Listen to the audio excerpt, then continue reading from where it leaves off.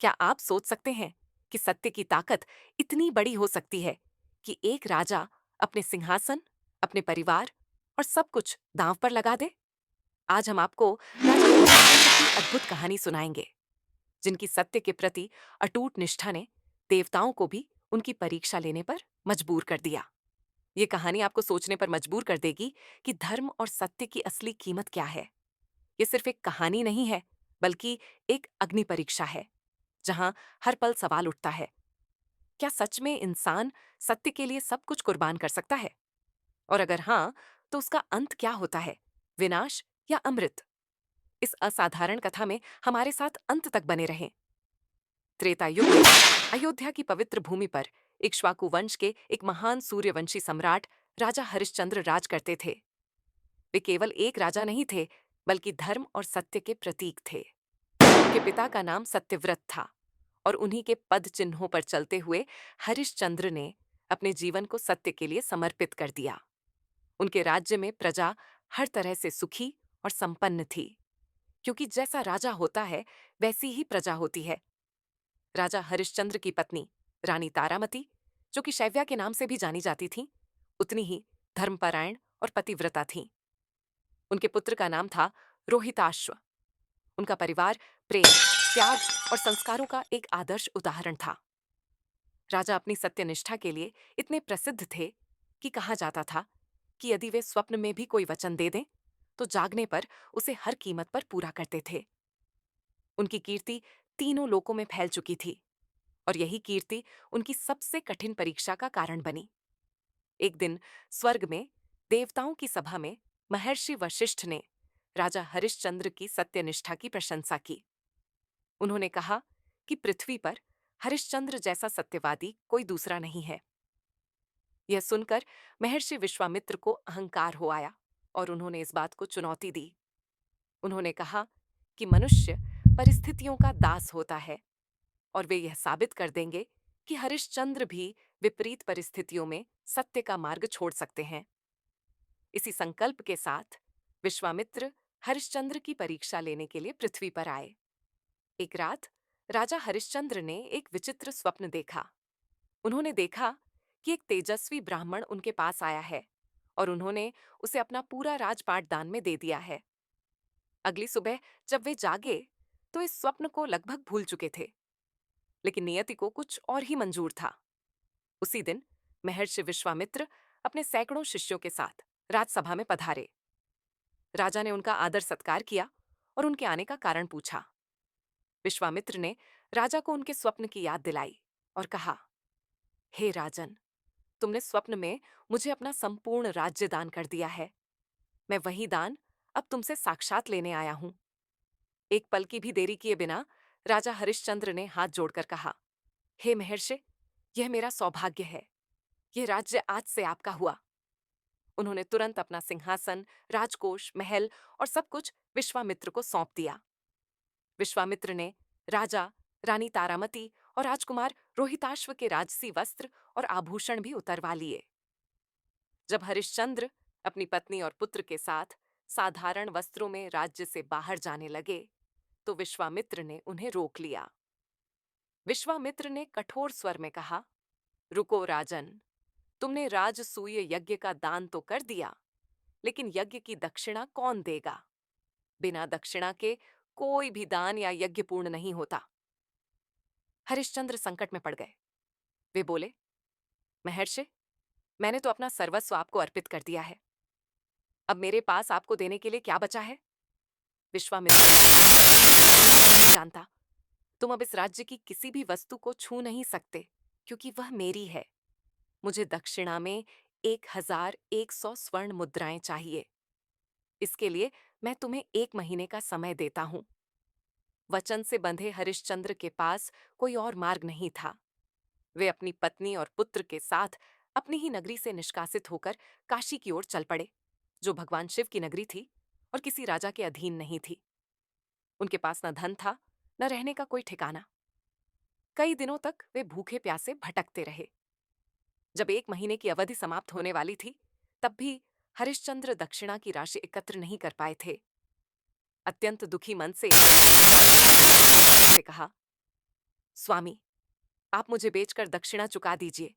पत्नी का धर्म है कि वह पति को उसके वचन से मुक्त कराए। यह सुनकर हरिश्चंद्र का हृदय कांप उठा, लेकिन कोई और उपाय न देखकर भारी मन से वे काशी के बाजार में अपनी पत्नी को बेचने के लिए खड़े हो गए। एक वृद्ध ब्राह्मण ने रानी तारामती को अपनी बीमार पत्नी की सेवा और घर के कामों के लिए खरीद लिया। जब वह ब्राह्मण रानी को बलपूर्वक खींचकर ले जाने लगा, तो छोटा रोहिताश्व अपनी मां से लिपट कर रोने लगा। उसने कहा, मुझे मेरी मां से अलग मत करो। बालक का रोना देखकर राजा ने उस ब्राह्मण से अनुरोध किया कि वह इस बालक को भी खरीद ले। उस ब्राह्मण ने कुछ और मुद्राएं देकर रोहिताश्व को भी खरीद लिया। अपनी आंखों के सामने अपनी पत्नी और पुत्र को बिकते और दास बनते देख हरिश्चंद्र का हृदय विदीर्ण हो गया, लेकिन वे सत्य के मार्ग से नहीं हटे। रानी और पुत्र को बेचने से मिली स्वर्ण मुद्राएं भी दक्षिणा के लिए पूरी नहीं थीं। अब भी 500 स्वर्ण मुद्राएं कम थीं। समय समाप्त हो रहा था। अंत में राजा हरिश्चंद्र ने स्वयं को बेचने का निर्णय लिया। उन्होंने बाजार में आवाज लगाई, कोई है जो मुझे खरीदकर विश्वामित्र की दक्षिणा चुकाने में मदद करे। चारों ओर चुप्पी थी। एक राजा को दास के रूप में कौन खरीदता?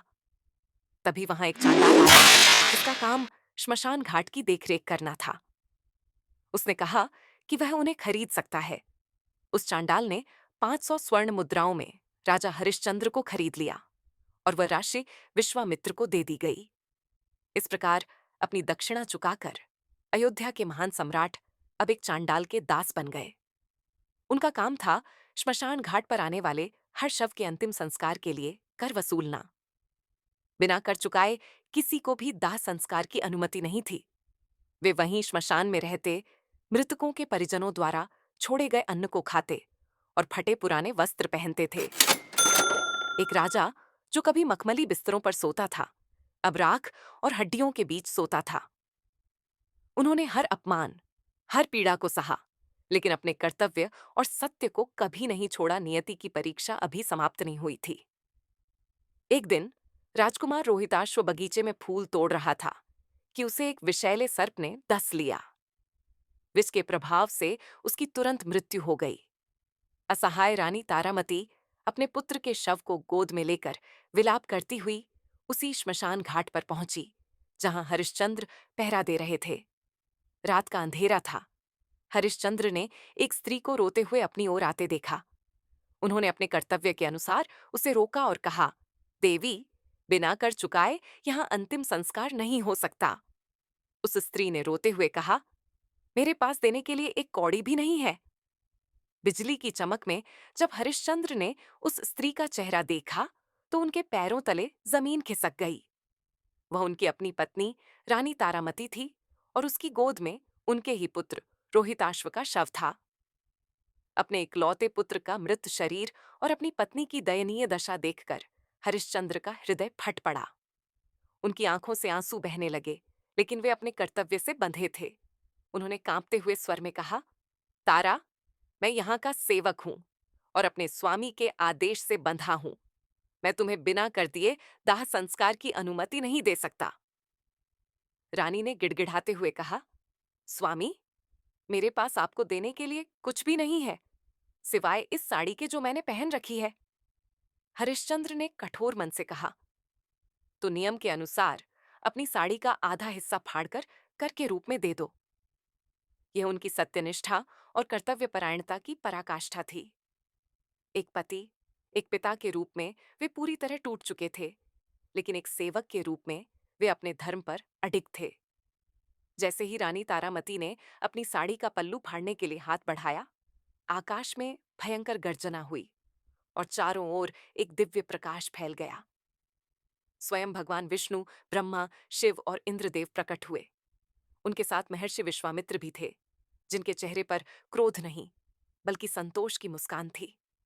विश्वामित्र ने आगे बढ़कर कहा, धन्य हो हरिश्चंद्र, धन्य हो, तुम मेरी परीक्षा में सफल हुए। मैंने तुम्हारी सत्यनिष्ठा की सीमा देखनी चाहिए, लेकिन तुम अनंत हो। तुम्हारे जैसा सत्यवादी न कभी हुआ है और न कभी होगा। देवताओं ने अमृत वर्षा की और राजकुमार रोहिताश्व जीवित हो उठा। विश्वामित्र ने राजा हरिश्चंद्र को उनका पूरा राजपाट सम्मान सहित लौटा दिया।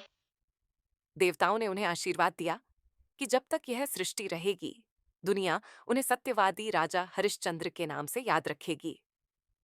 उनकी कहानी इस बात का प्रमाण बन गई कि सत्य का मार्ग कितना भी कठिन क्यों ना हो, अंत में जीत सत्य की ही होती है। ये कथा उस प्रसिद्ध दोहे को चरितार्थ करती है। चंद्र टरे, सूरज टरे, टरे जगत व्यवहार, पैदृह व्रत हरिश्चंद्र को, टरे ना सत्य विचार। अर्थात चंद्रमा और सूरज अपनी चाल बदल सकते हैं, संसार का व्यवहार बदल सकता है, लेकिन राजा हरिश्चंद्र का सत्य का दृढ़ व्रत कभी नहीं टल सकता। राजा हरिश्चंद्र की यह अमर कथा हमें सिखाती है कि सत्य और धर्म का पालन करने के लिए भय से बड़ा साहस कोई नहीं होता है। अगर आपको यह कहानी पसंद आई और इसने आपके दिल को छुआ, तो इस वीडियो को लाइक करें और अपने दोस्तों और परिवार के साथ शेयर करें। हमारे चैनल को सब्सक्राइब करना ना भूलें, ताकि आप ऐसी ही और प्रेरक कथाएं सुन सकें।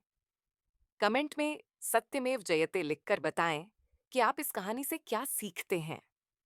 आपके विचार हमारे लिए बहुत महत्वपूर्ण हैं।